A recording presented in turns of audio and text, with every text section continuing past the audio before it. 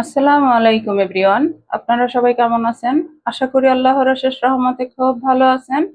তো আজকের রেসিপি ভিন্ন স্বাদের কচু চিকেন বা কচু মুরগি। তো এর জন্য প্রথমেই যেখানে আমি 1 কিলো ওজনের একটা চিকেন কেটে ধুয়ে পরিষ্কার করে রেডি করে রাখছি। আর এই যে এখানে একটা পাতিল বসাই দিছি, চুলাটা জ্বালাই দিব। বিসমিল্লাহির রহমানির রহিম। এই যে এখন রান্নার জন্য আমি 2 চামচ তেল দিয়ে দিব। বিসমিল্লাহির রহমানির রহিম। দিব হাফ চামচ আস্ত জিরা। এখন জিরাটা একটু ভাজা হোক। এই যে হালকা ভাজা হয়ে গেল জিরাটা। এখন এই পর্যায়ে দিয়ে দিব আমি পেঁয়াজ কুচি। বড় সাইজের 2টা পেঁয়াজ কুচি দিব। সাথে দিব 4টা কাঁচামরিচ। কাঁচামরিচ গুলা একটু ফালি করে দিছি। এখন পেঁয়াজটাকে ভালোভাবে ভেজে নিব। এই যে পেঁয়াজটা হালকা ব্রাউন করে ভেজে নিলাম। এখন মশলাগুলা দিয়ে দিব।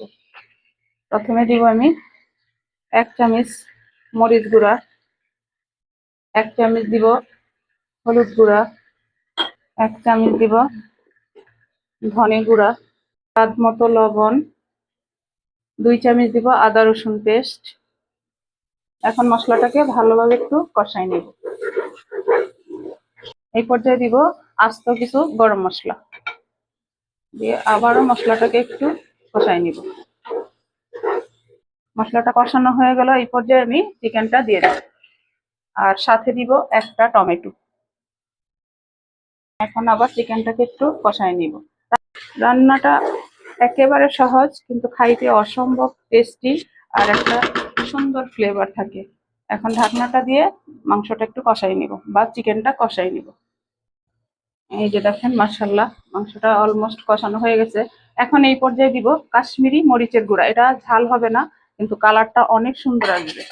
তো আপনাদের হাতের কাছে যদি থাকে তো দিবেন, যদি না থাকে না দিলেও কিন্তু চলবে।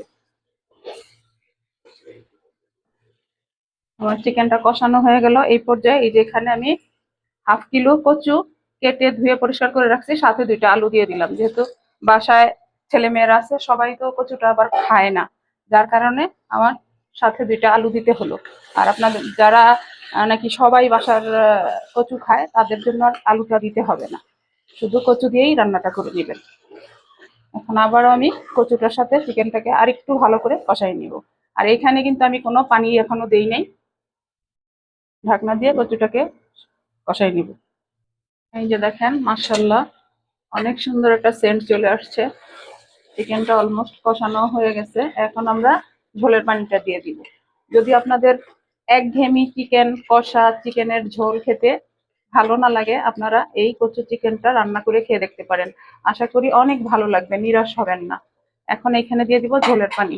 আর এই রান্নাটা একটু মাখো মাখো হবে, এর জন্য আমি 1 গ্লাস পানি দিব।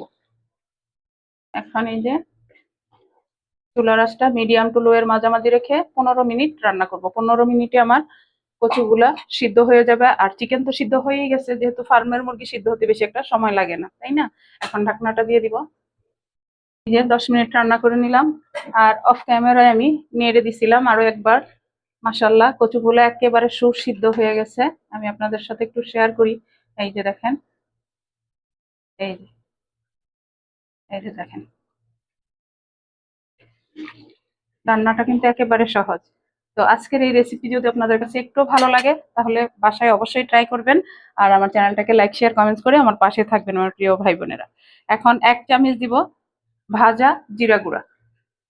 রান্নাটা হয়ে গেল একেবারে অল্প সময়ের মধ্যেই। গরম ভাতের সাথে জাস্ট ওয়াও। বাসায় গেস্ট আসলেও এই রেসিপিটা করতে পারেন। আর বাসার সবার জন্য তো করতেই পারেন। একঘেয়েমি চিকেন না খেয়ে আমরা এইভাবে কচু চিকেনটা খাবো। এখন এই পর্যায়ে একটু ধনে পাতা দিয়ে দিব। এই যে আমার কচু চিকেন রান্না করা হয়ে গেল, চুলাটা অফ করে দিব। আর নামায়ে সার্ভ করে গরম ভাতের সাথে বসে যাব খাওয়ার জন্য। এই যে একটা বাটি নিয়ে নিলাম, দেখেন মাশাআল্লাহ।